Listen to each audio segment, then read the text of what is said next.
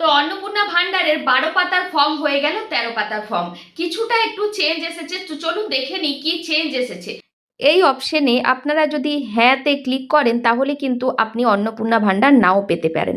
তাই পুরো ভিডিওটা দেখবেন এবং পুরো ভিডিওটা দেখে তারপর ফর্মটা ফিল আপ করবেন। পরিবারের প্রধানের নাম, এখানে লেখা আছে পরিবারের প্রধানের নাম। ধরুন এখানে আমি আমার হাজবেন্ডের নাম দেবো, যেহেতু আমার শ্বশুরমশাই আছেন কিন্তু এখন গ্রামের বাড়িতে থাকেন, মাঝে সাঝে এখানে আছে, সেহেতু আমি এখন আমার হাজবেন্ডের নাম এখানে দেবো। ঠিক আছে, সোমনাথ অধিকারী আমি এখানে নাম দিয়ে দিলাম। ঠিক আছে, এবার আধার কার্ড অনুযায়ী ঠিক আছে, আধার কার্ডে যেভাবে নাম লেখা আছে ঠিক সেইভাবে দেবেন। তারপরে এই যে জন্ম তারিখ, অনেকে জিজ্ঞাসা করছেন দিদিভাই জন্ম তারিখটা কার দেবো। বাড়ির যে সদস্য, প্রধান সদস্য, তারই এখানে জন্ম তারিখটা দেবেন। জন্ম তারিখ কিন্তু যেমন দিন মাস বছর আছে সেরকম এই জায়গাতে কিন্তু আপনি জন্ম তারিখটা লিখে দেবেন। ঠিক আছে, তারপরে দেখুন এখানে এই যে ঘরগুলো আছে এখানে কিন্তু অবশ্যই টিক মার্ক দেবেন। ঠিক আছে, যে আধার কার্ড নাম অনুযায়ী করেছেন এটা টিক মার্ক দেবেন, জন্ম তারিখ দিয়েছেন এটা টিক মার্ক দেবেন। তারপরে তিনি পুরুষ নাকি মহিলা, তাহলে পুরুষে আমি দাগ দেবো, সেখানে এখানে টিক মার্ক দেবো। ঠিক আছে, এবার পরিবারের প্রধানের আধার নাম্বার, এখানে আপনি আধার নাম্বারটা দিয়ে দেবেন, এখানে আপনি আধার নাম্বারটা দিয়ে দেবেন, এখানে টিক মার্ক দেবেন। তারপরে দেখুন রেশন কার্ড যদি থাকে আপনার ডিজিটাল হ্যাঁ লিখবেন, না হলে না লিখবেন। ঠিক আছে, এখানে আমি না লিখে দেবো। ঠিক আছে, আপনার এটা যদি থাকে, ঠিক আছে, এখানে না লিখে দেবেন। তারপরে আপনি যেটা দিচ্ছেন সেটা অবশ্যই টিক মার্ক দেবেন। তারপরে এখানে প্রপার আপনার যে ঠিকানা, সেই ঠিকানাটা এখানে দেবেন। আপনার ভিলেজ, পোস্ট, ডিস্ট্রিক্ট মানে পিন নাম্বার দিয়ে এখানে প্রপার ঠিকানাটা, স্থায়ী ঠিকানা দেবেন। তারপর এখানে টিক মার্ক দেবেন। ঠিক আছে, টিক মার্কগুলো অবশ্যই দেবেন। যোগাযোগ নাম্বার, এখানে কার যোগাযোগ নাম্বার দেবেন, যিনি বাড়ির হেড প্রধান তার যোগাযোগ নাম্বার যেটা আধার কার্ডের সাথে লিঙ্ক আছে সেই নাম্বারটা এখানে দিয়ে দেবেন, সেই নাম্বারটা এখানে দিয়ে দেবেন। ঠিক আছে, নাম, জন্ম তারিখ, লিঙ্গ, পরিবারের সদস্যদের। ঠিক আছে, প্রথমে কার লিখবেন, প্রথম এই যে পরিবারের প্রধান, এখানে কিন্তু আপনি যে পরিবারের প্রধান এখানে কিন্তু নাম লিখে দিলেন। ঠিক আছে, তারপরে দেখুন নাম্বার 1 যে সদস্য, এখানে কার নাম আপনি লিখবেন। যেহেতু এখানে আপনি অন্নপূর্ণা ভান্ডারের ফর্ম ফিল আপ করছেন, সেহেতু আপনাকে কিন্তু এখানে অন্নপূর্ণা ভান্ডার যার নামে হবে প্রথম সদস্য কিন্তু তার নামের ডিটেলসটা এখানে দেবেন। তার নাম দেবেন, তার জন্ম তারিখ দেবেন, তার লিঙ্গ দেবেন, পরিবারের মানে প্রধানের সাথে তার সম্পর্ক কী এবং তার আধার কার্ড নাম্বার। ঠিক আছে, এখানে দেবেন। এবার এখানে দেখুন সাইডে লেখা আছে অন্নপূর্ণা যোজনের জন্য আবেদন করা হচ্ছে। এবার যার সদস্যের যে নাম, তার নামে কি আপনি অন্নপূর্ণা ভান্ডারের জন্য আবেদন করছেন। এখানে যেহেতু 1 নাম্বার সদস্যে আপনি অন্নপূর্ণা ভান্ডারের ডিটেলস দিচ্ছে, সেহেতু এখানে হ্যাঁটাতে টিক দেবেন। এখানে যেহেতু আমি হেড অফ দ্য যে ফ্যামিলি তার নাম দিয়েছি, সেহেতু এখানে হ্যাঁটাতে টিক মার্ক দেবো না, কারণ যে আমার হাজব্যান্ড তার নামে তার অন্নপূর্ণা হচ্ছে না, তাহলে তার টিক মার্ক দেবো না। কিন্তু যেহেতু আমি এই যে 1 নাম্বার সদস্য সেখানে আমার নাম দেবো, সেহেতু আমার অন্নপূর্ণা ভান্ডার হবে, সেহেতু আমি এই যে হ্যাঁটাতে টিক মার্ক দেবো। ঠিক আছে, তারপরে 2 নাম্বার সদস্যে যদি আপনার মা হয় বা যা হয় বা যে কোনো মহিলা হয়, সে যদি অন্নপূর্ণা ভান্ডার মানে সদস্যর জন্য নাম লিখাতে চান, সেক্ষেত্রে এখানে হ্যাঁতে আপনি টিক মার্ক দিতে পারেন। ঠিক আছে, বা এখানে আপনি আপনার হাজব্যান্ড বা আপনার শ্বশুর শাশুড়ির নাম লিখবেন, কিন্তু অবশ্যই 1 নাম্বারে আপনি যার নামে ফর্মটা ফিল আপ করছেন, সদস্য যে এই ফর্মটার অন্নপূর্ণা ভান্ডার পাবেন তার নামটা 1 নাম্বারে দেবেন। ঠিক আছে, এটা বোঝাতে পারলাম। তারপরের পেজে দেখুন আমি চলে যাচ্ছি, তারপরের পেজে দেখুন এখানে নিচে আছে পরিবারের যে এবার 2, 3, 4 যতগুলো সদস্য আছে, তবে মনে রাখবেন এই যে সদস্যই 3 নাম্বারে, 4 নাম্বারে বা 1 নাম্বারে যার ফিল আপ করেছেন সেই রুলস ধরেই, মানে সেই নাম্বার ধরেই কিন্তু আপনি বাকি এই ফর্মটা ফিল আপ করবেন। ঠিক আছে, 1 নাম্বারে যার নাম দিয়েছে ঠিক এই সদস্যের 1 নাম্বারে ঠিক তার নামের ডিটেলসটাই কিন্তু দেবেন। ঠিক আছে, আপনাদেরকে বোঝাতে পেরেছি। যারা অন্নপূর্ণা ভান্ডারের জন্য আবেদন করবেন সেখানে আপনারা হ্যাঁতে টিক দেবেন, না হলে দেবেন না। ঠিক আছে, পুরুষ হলে দেবেন না। ঠিক আছে, এবার এখানে লিখেছে পরিবারের প্রধান সকল প্রাপ্তবয়স্ক সদস্যদের ব্যাংক অ্যাকাউন্টের নাম্বার। এবার যেহেতু আপনার হেড অফ দ্য, প্রথমেই দেখুন এখানে লিখেছে হেড অফ দ্য, এখানে প্রথমেই দেখুন লিখেছে হেড অফ দ্য, তো এখানে যে আছে আপনার প্রথম প্রধান তার অ্যাকাউন্ট নাম্বার, আইএফসিডি কোড ডিটেলস দিয়ে দিলেন। ডিবিটি লিঙ্ক অবশ্যই করতে হবে তার। ঠিক আছে, তারপরে দেখুন সদস্য নাম্বার 1, এখানে আপনি আপনার নিজের যার নামে অন্নপূর্ণা ভান্ডার হচ্ছে তার অ্যাকাউন্টের ডিটেলস এখানে দেবেন। ঠিক আছে, তারপরে আর কেউ যদি কারো দিচ্ছেন তাহলে তার দেবেন। ঠিক আছে, এটা গেল 2 নাম্বার ফর্মে। ঠিক, তারপরে এখানে দেখুন এপিক নাম্বার দিতে হবে। এপিক নাম্বার ভোটার কার্ডে এবারে head of the epic number, প্রথমে যে হেড আছে প্রধান আপনার পরিবারের সদস্য, প্রধান সদস্য, ভোটার কার্ডের যে এপিক নাম্বার সেই এপিক নাম্বার দেবেন। বিধানসভা কোন বিধানসভা সেটা দেবেন এবং অংশ নাম্বার এটা দেবেন। ঠিক আছে, প্রথমে হেড অফ দ্য দিলেন, 1 নাম্বারে ঠিক যার দিয়েছেন প্রত্যেকের সদস্যর 1 নাম্বারে ঠিক তার ডিটেলসটাই দেবেন। এখানে আপনার নিজের দেবেন, যে অন্নপূর্ণা ভাণ্ডারের জন্য করছে ফর্ম ফিল আপ, তার দেবেন। তারপরে দেখুন 12 নম্বর বিভাগ, আপনি যদি জেনারেল কাস্ট হন জেনারেল কাস্ট দেবেন, এখানে কোন তপশিল জাতি এসটি এসসি যেটা হবে সেটা দেবেন, ঠিক আছে। রেশন কার্ড আছে কি না, ডিজিটাল রেশন কার্ড যদি থাকে হ্যাঁ করবেন, যদি না থাকে তো না করে দেবেন। তারপরে রেশন কার্ডটা আপনার কি কোন ক্যাটাগরির, AAY না SPHH কি ক্যাটাগরি সেটা এখানে দেবেন, ঠিক আছে। তারপরে দেখুন এখানে লিখেছে চিহ্ন দিতে হবে, সঠিকভাবে টিক চিহ্ন দেবেন, ঠিক আছে। টিক চিহ্ন দিতে হচ্ছে এগুলো, ঠিক আছে। এই যে ঘরগুলো এখানে যদি হ্যাঁ হয় তবে এখানে টিক চিহ্ন দিবেন, না হলে দিবেন না। এখানে দিচ্ছেন তাহলে এখানেও টিক চিহ্ন দেবেন, এই সাইডের ঘরগুলোতেও কিন্তু টিক চিহ্ন দিতে হবে।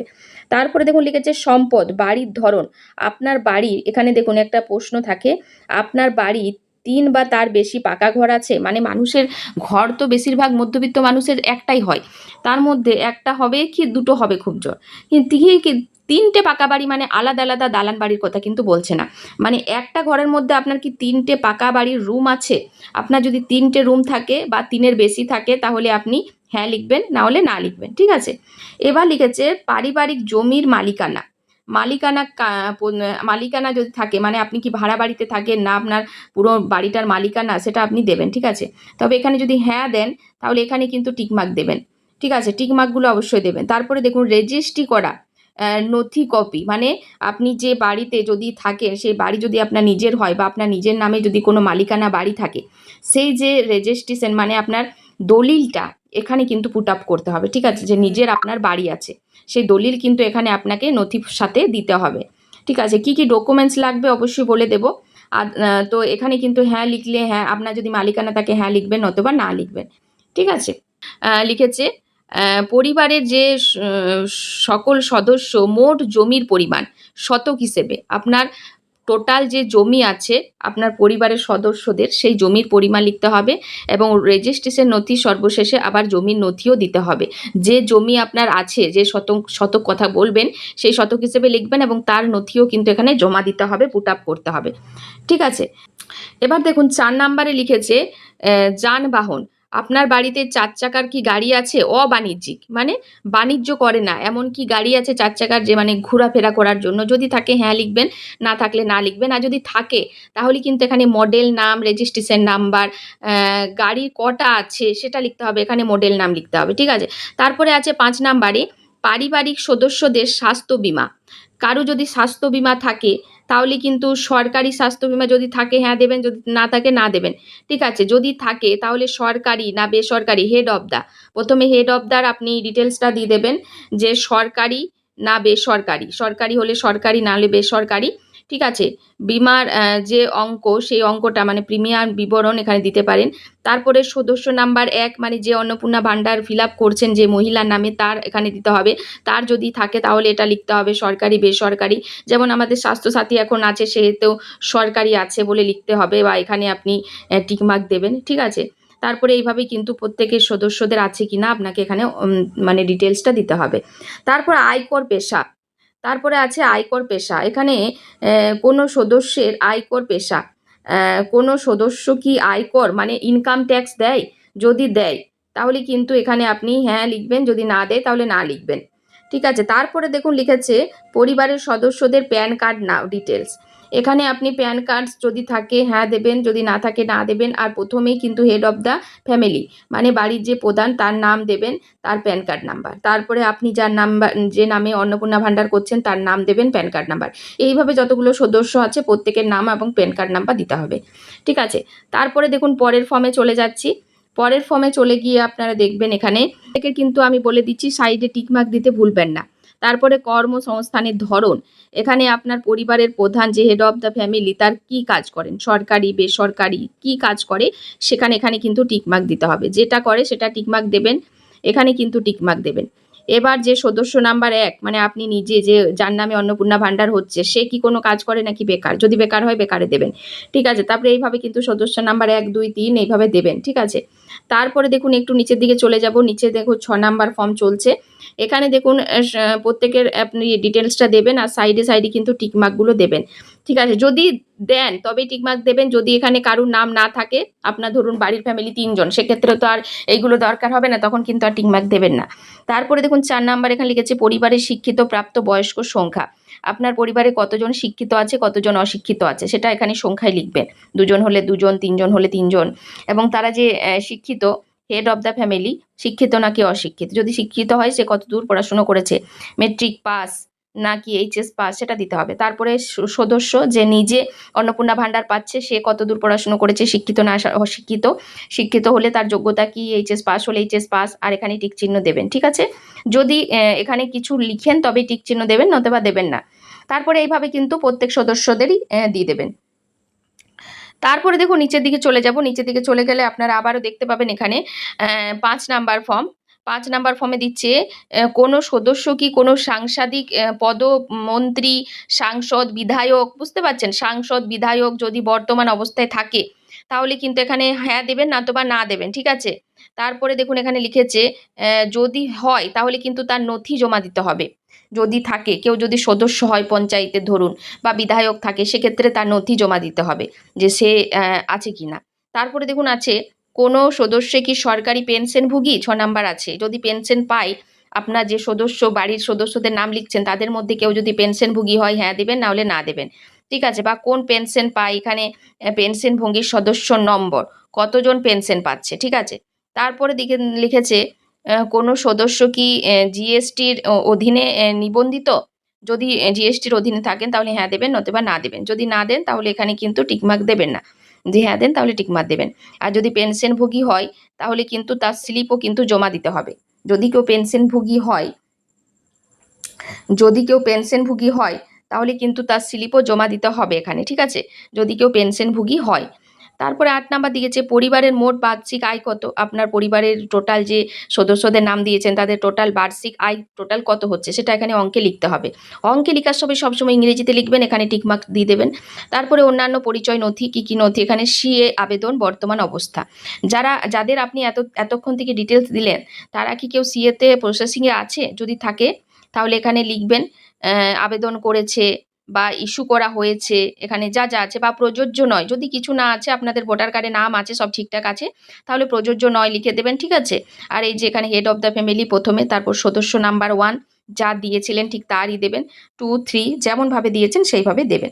ঠিক আছে, এবার পরের পৃষ্ঠায় চলে যাচ্ছি। পরের পৃষ্ঠায় গিয়ে এখানে দেখুন ঠিক সেমভাবে এখানে দিয়েছেন অন্যান্য কিষাণ ক্রেডিট কার্ড, এআরডি, মানে এই যে আর কিছু কি পরিবারের প্রধান, হেড অফ দ্য ফ্যামিলি বা সদস্যরা কি এই যে ক্রেডিটগুলো, এখান থেকে কি সরকার থেকে কোনো রকম ক্রেডিট কার্ড বা কিছু আছে নাকি, সেটা দিতে হবে। আর কি কার্ড আছে বা কত তারিখে ইস্যু করা হয়েছে, কোন তারিখে ইস্যু করা হয়েছে, তার নাম্বার দিতে হবে, সেই কার্ডের নাম্বার দিতে হবে, আইডির সংখ্যা দিতে হবে, এবং কত তারিখ ইস্যু হয়েছে সেটা দিতে হবে।